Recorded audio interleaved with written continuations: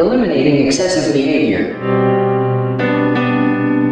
I had lived with the problem all my adult life.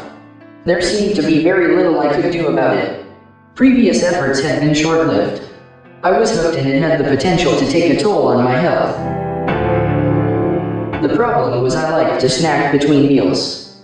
I spent a fair amount of time at my computer. When I sat down at the keyboard, out came the pretzels, crackers, M&Ms and other snack food. A mid-afternoon soft drink refreshed me. A bowl of ice cream in the evening topped off my day.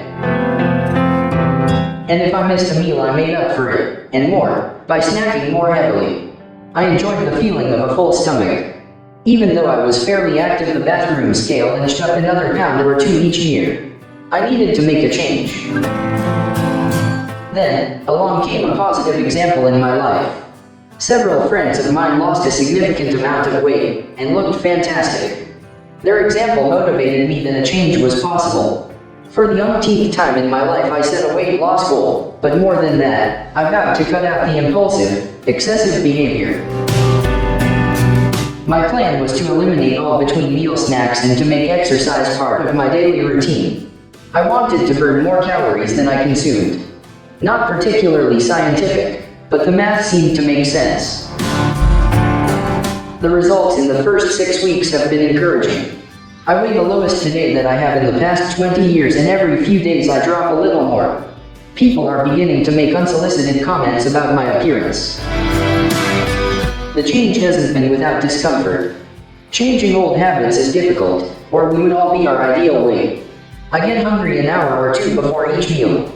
This is when I would previously have raided the kitchen, armed with the excuse I needed something to hold me over. In my new routine, I head for the kitchen, but this time for a tall glass of ice water. My indulgence is a heaping serving of ice to go with the water. I view the initial feeling of hunger to be my body telling me I am burning more calories than I have consumed. It is working. The continued awareness of thinking I am hungry is Satan at work.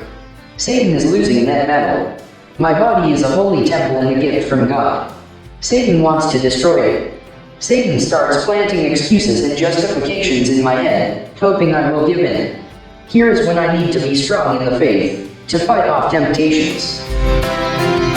What change do you need to make in your life? What vices and excesses do you have that may threaten your health, your marriage, the ability to be effective in your job or a good father?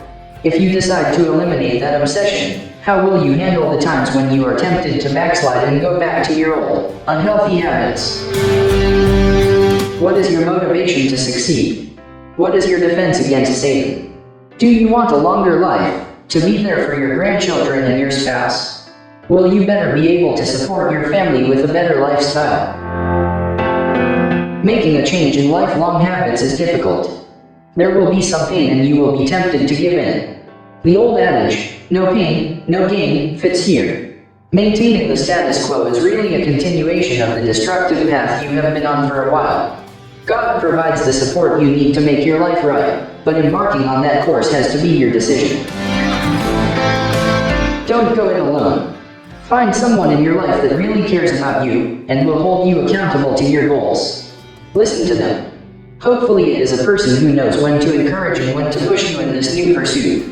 Satan is on the other side, baiting you to give up. Not only can you have a positive role model to emulate and an accountability partner, but Jesus Christ is the example of the perfect life. Be resolved in your effort to make positive changes in your life. When you are tempted, fix your eyes on Jesus.